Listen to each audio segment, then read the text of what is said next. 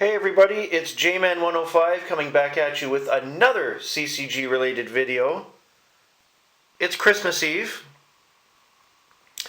and I'm starting a new set of videos called Mainstays, and this will highlight cards you need to have in your decks across certain CCGs. And I'm starting with the Star Trek CCG, and more specifically, I'm using my Federation deck to give you an idea of the types of cards that you want to make sure you have in a deck.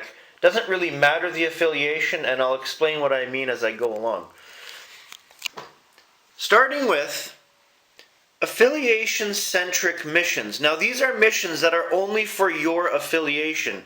While it's great to have a mix of missions that are either easy to accomplish or that anybody can do, you also want to make sure that your opponent's not going to swoop in and start scoring points off what you're putting down, regardless of what the dilemmas are underneath.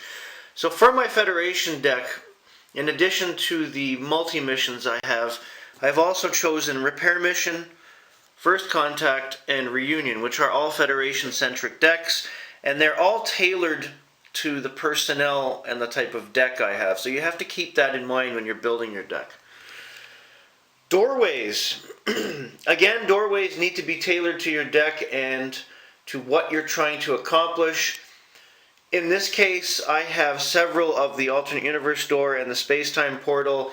I'm not counting my Q's tent because the side deck is something different in my mind when it comes to building a deck, but I need both of these to get certain personnel and to do certain things for me during the game. Believe it or not, equipment and even silly things like engineering pads and tricorders, they do help. But again, you need to watch how many equipment cards you have in your deck and what they are. For example, I do have a few engineering pads and science kits in here, what have you, and I have several phaser rifles and hand phasers, mainly for away teams when I'm doing battle or anything like that. I don't have wasteful equipment cards, whereas some people just throw in a tricorder for the sake of throwing in a tricorder. No. I think this through before I put any equipment cards in a deck. I even have a deck that hardly has any equipment cards in it because it's not set up for that.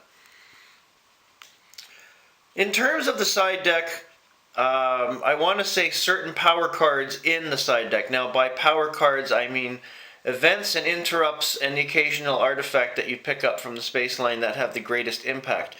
In my side deck, I always make sure to have a couple rescues and captain's logs. Very important cards to have. The rescue regenerates a card, and the captain's log enhances your ship's shields and weapons if you have the matching commander on the ship. That can be huge. And finally, your normal power cards, which you'd have in your draw deck.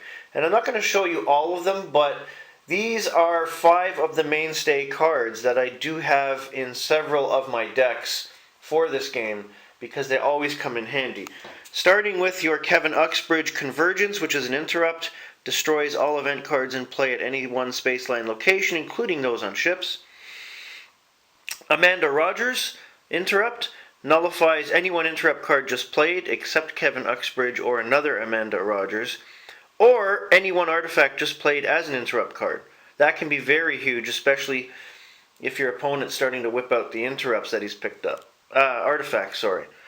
Red Alert, for obvious reasons, plays on table, allows you to play as many ship personnel and equipment cards as desired each turn.